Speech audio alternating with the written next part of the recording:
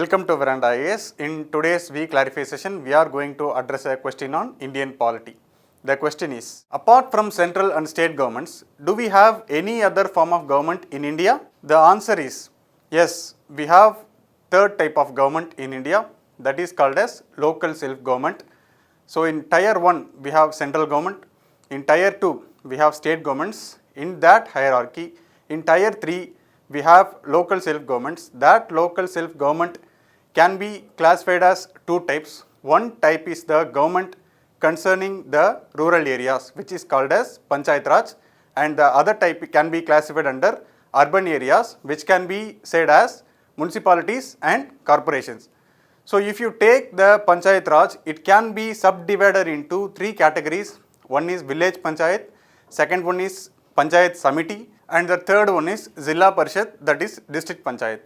If you take the urban local bodies, it can be classified under various categories. First one is municipal councils, that is concerned with the administration of smaller towns, and also another classification is municipal corporations, which is looking after the civic issues of major cities, and also we have various other classifications on urban local bodies that can be classified as port trust, and also which looks after the issues concerning the areas surrounding a port or a harbour.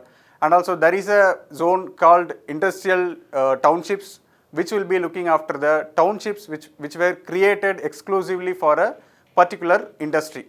So this provision of third tier of government was not there in our original constitution. So it is inserted into our constitution only through 73rd and 74th amendment of 1992. So prior to this amendment, so this third type of government, that is local self-government, was practiced widely throughout India, but there is not uniformity in practice. To bring in that uniformity and to compel the state governments, all state governments to constitute the local governments, our union government have enacted the 73rd and 74th amendment. After that, the state governments were now under compulsion to create a urban local body and rural local body. The states which have population of 20 lakhs or less is exempted from having such a local governments. And also the areas which are coming under the scheduled areas and also the areas which can be termed as tribal areas were exempted from having a local government.